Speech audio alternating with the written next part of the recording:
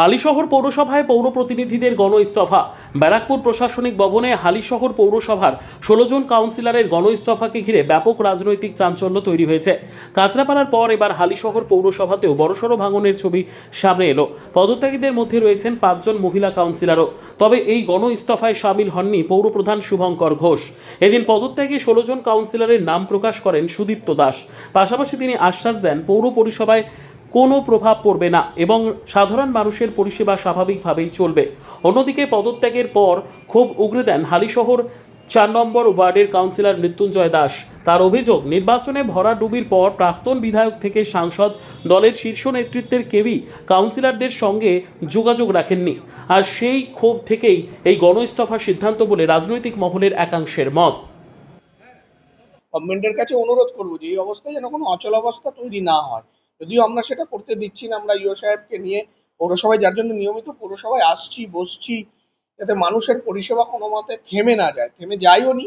এবং আজকে আরেকটা নতুন পরিস্থিতি তৈরি হলো, যেহেতু এতজন পদত্যাগ করলেন, এই পরিস্থিতিতে আমরা জানাবো আমাদের গভর্নমেন্টকে জানাবো যে, এবং তারপরে যা ব্যবস্থা হয় তারা নেবেন, সেই যা নির্দেশ দেবেন সে অনুযায়ী চলবে পৌরসভা।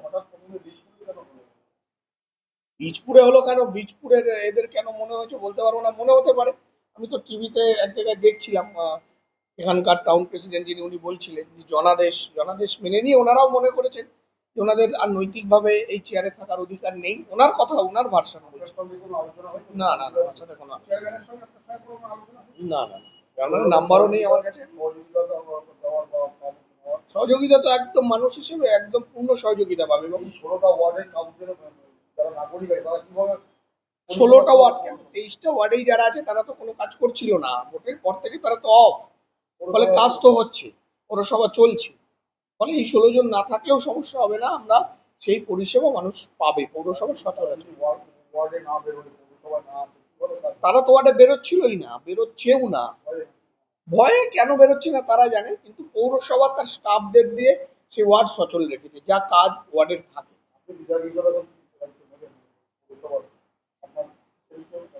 হ্যাঁ, একদম আমি ভীষণভাবে চিন্তিত, এবং দায়িত্ব তো নিতে হবে। এবং পৌরসভার এই যে অবস্থাটা, আজকে যে অবস্থাটা, তার জন্য সরকার যে নির্দেশিকা দেবে, সরকারের তো একটা আইন মেনে, এই সময় পৌর আইনে কি বলছে এটা আমি এক্ষুনি আমি জানি না, আপনাদের বলতে পারবো না। আইনে যাই আছে সরকার সেই মোতাবেক যা নির্দেশ দেবে তাই হবে, সেইভাবে চলবে। একদম জানাবো, একটু জানাতে হবে। না, আমি কোনো দপ্তর ছিলাম না। আমি প্লেন কাউন্সিলর ছিলাম, এর আগের ভোটে ছিলাম। আমি হালিশহর পৌরসভা 4 নম্বর ওয়ার্ডের কাউন্সিলর ছিলাম। আজকে দেখুন, একটা সারা বাংলাতে মানুষ আমাদের বিরুদ্ধে রায় দিয়েছে, এবং আমি গণতন্ত্র প্রিয় মানুষ, এবং এই রায়কে, এই সরকারের বিরুদ্ধে যে মানুষ রায় দিয়েছে সেই রায় মাথা পেতে নিচ্ছি, এবং এটাই নেওয়া উচিত, এটাই গণতন্ত্রের রীতিনীতি। একদম তাই। আমি এর আগেও বলেছি, রেজাল্ট যেদিন বেরিয়েছিল সেদিনই আমি বলেছি যে এই রায়টা, মানুষের রায়কে মাথা নত করে দিতে হবে।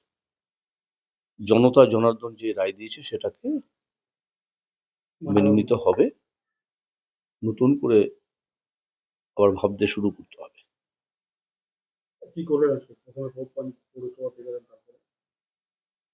দেখুন, আমরা কাউন্সিলররা, দলের সভাপতি প্রবীর সরকার, আমরা আলোচনা করলাম। আলোচনা করে একটা সিদ্ধান্তে আসলাম যে, যেহেতু মানুষ রায় দিয়েছেন,